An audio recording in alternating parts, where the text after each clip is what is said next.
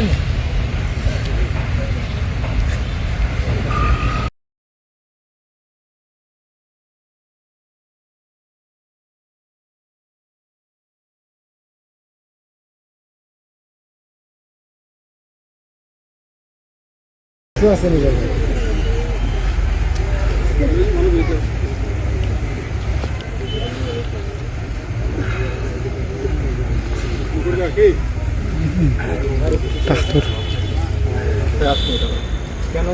খাবের মধ্যে আমরা যদি 5 বছর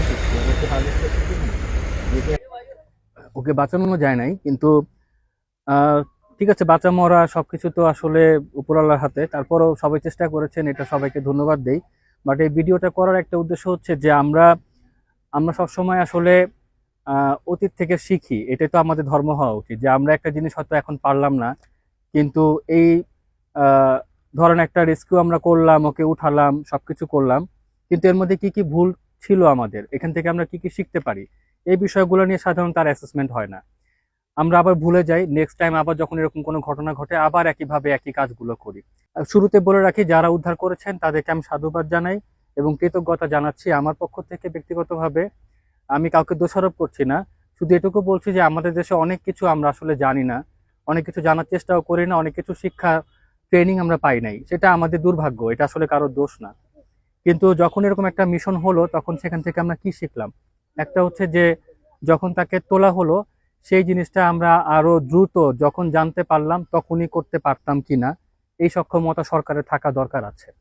রাতের বেলায় একটা হাতি, যে হাতি মাত্র 100টার মতো হয়তো বা প্রাইভেট সেক্টরে টিকে আছে বাংলাদেশে, আর বনে আছে 150-200 এর বেশি না, হাতিরা ক্রমান্বয়ে মরে যাচ্ছে এবং বাংলাদেশে ক্রিটিক্যালি এন্ডেঞ্জার্ড, মানে বিলুপ্ত হয়ে যাচ্ছে এই প্রাণীটা।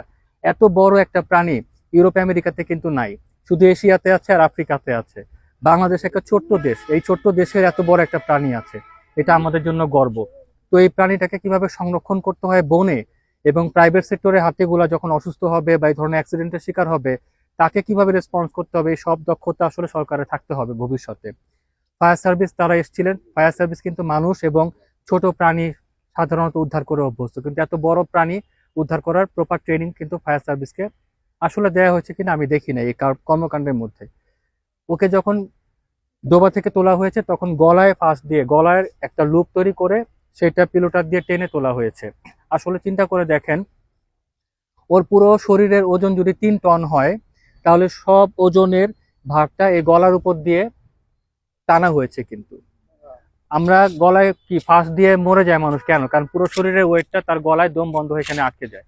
তো ওকে যখন আমরা টানছি, হ্যাঁ তার গলায় লাগেনি, কিন্তু এই সাইডগুলো আপনার ভিডিও খেয়াল করবেন, এগুলো এবং মেরুদণ্ডে এইসব জায়গায় কিন্তু প্রচন্ড প্রেসার পড়েছে, যেটা কিন্তু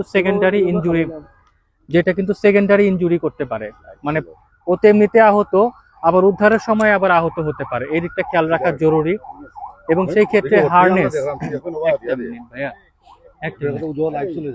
সেই ক্ষেত্রে হারনেস তার এই 2 পায়ের বগলের তলা দিয়ে পেছনের পায়ের সাথে পুরো বডিটা যাতে লোডটা ছড়িয়ে যায় সেইভাবে হারনেস তৈরি করে উদ্ধার করতে হয়। আপনারা বিভিন্ন মুভিতে দেখবেন হেলিকপ্টার দিয়ে যখন ঘোড়া বা অন্য প্রাণী উঠায় তখন দেখবেন যে এরকম বেল্টের মতো দিয়ে তখন তাকে তুলে, যাতে এক জায়গায় প্রেশার না পড়ে। এটা আমাদের শিখতে হবে ভবিষ্যতে, যাতে আমাদের এই ঘটনা না ঘটে।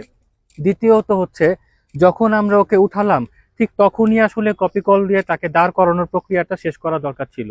পরে দিন আরেক কেউ আসবে, অন্য কেউ এসে সেটা করবে, সেটার জন্য অপেক্ষা না করে, বা এই চিন্তাটা করা দরকার ছিল। যখন আমরা তাকে উঠালাম লক্ষ্য করবেন ও কিন্তু বসার চেষ্টা করছিল। ওই অবস্থায় যদি আমরা ওঠানোর আগেই দ্রুত কপি কলটাকে আমরা সেট করতে পারতাম, চেইন কবজা, যে আমরা উঠানোর পরেই ওকে ওটা সাপোর্টে দাঁড় করিয়ে দিব, কারণ জানাই যাচ্ছে যে প্রাণীটা নিজের পায়ে দাঁড়াতে পারবে না। সেই কাজটা কিন্তু করা হয়নি। রেস্কিউ করার সময় ধাপে ধাপে কি হবে সেগুলো আগে প্রস্তুতি নিতে হয়, যে আমি এটা করার পরে এটা করব, এটা করার পরে এটা করব। এই প্রস্তুতি না নিলে আসলে এনিম্যাল রেস্কিউ এর বিষয়টা হয় না, কারণ এটা মানুষ না যে রেস্কিউ করার পরে সে হেঁটে হেঁটে হাসপাতালে চলে যাবে। সে আপনার আমাদের সবার উপরে ডিপেন্ডেন্ট। তার মানে রেস্কিউতে এই জিনিসগুলো আমাদের মনে হয় চিন্তা ভাবনায় আনা হয়নি। তাহলে আজকে চেন কবজা লাগতো না, ও কিন্তু অন্তত পক্ষে এই চেন কবজার মধ্যে সাপোর্ট দিয়ে দাঁড়িয়ে থাকতো এবং হয়তো বা ওর পায়খানাটা ঠিক মতো হতো, কারণ বডি ফাংশনিং করছে না। ও যখন শুয়ে আছে ও তো প্রেশার দিতে পারছে না, ভিতরে গ্যাস জমে যাচ্ছে, সেই গ্যাসটা কিন্তু ধীরে ধীরে এবং হার্ট এবং লাংসে প্রেশার ফেলছে এবং একটা পর্যায়ে কলাপস করে ভিতরে ইন্টারনালি। তো সেই সাপোর্টটা আমাদের রেস্কিউর সময় করা দরকার ছিল। আরেকটা কারণ হচ্ছে, যখন ওইভাবে এক পাশে শুয়ে থাকবে, পঙ্গু মানুষের কি হয়, তাকে ওলটপালট করে দিতে হয়, নাহলে তার একদিকে শুয়ে থাকলে বেড সোর হয়, মানে একদিকে ঘা হয়ে যায়। পঙ্গু মানুষ কিন্তু এক দফা শুয়ে থাকে না, তার যে কেয়ারটেকার আছে তাকে কিন্তু সে নার্স একবার এদিকে শুয়ে দেয়, আবার ওদিকে শুয়ে দেয়। তো ও তো এত বড় প্রাণী, ওকে তো এভাবে শোয়ানো যাবে না, সেই জন্যই ওকে চেইন কবজা দিয়ে দাঁড় করানো দরকার ছিল। এখন যদি ওইভাবে শুয়ে শুয়েও যদি কিছু খেত, 3 দিন পরে ওর যে তলাটা যেটা মাটির সাথে আছে, ওই জায়গায় কিন্তু পচন ধরতো, পানি, প্রস্রাব, এগুলো সবকিছুতে পোকা, পচন ধরতো। তাহলে এই জিনিসগুলা ভবিষ্যতে যারা রেস্কিউ করছেন তারা মনে রাখবেন। এবং জনগণের প্রতি একটা উদ্দেশ্য করে বলি, কোনো রেস্কিউতে আপনারা হই হট্টগোল করবেন না, কারণ এই প্রাণীগুলো আসলে এত মানুষ দেখে অভ্যস্ত না। যখন অনেক মানুষ জমে যায় ভিডিও করার জন্য, হই হট্টগোল করে, তখন যারা রেস্কিউ করতে আসে তাদের উপর একটা মেন্টাল চাপ পড়ে যে জনগণ আমাকে দেখছে, আমাকে তাড়াতাড়ি করতে হবে। এবং প্রাণীটার উপরে চাপ পড়ে যে আমাকে নিয়ে কি করা হচ্ছে, এত মানুষ কেন। এই ভয়টাই তাকে ভিতরে ভিতরে অনেকটাই দুর্বল করে দেয় এবং তার ইমিউনিটি কলাপস করে, দেন সে রিকভারিটা অনেক স্লো হয়ে যায়। সুন্দরী মারা গেছে, এই মারা যাওয়াটা যাতে এটুকু অন্তত শিক্ষা দিয়ে যেতে পারে আমাদেরকে, যে একটা রেস্কিউ করার সময় আমি যা বললাম সেগুলোকে লক্ষ্য রাখতে হয়।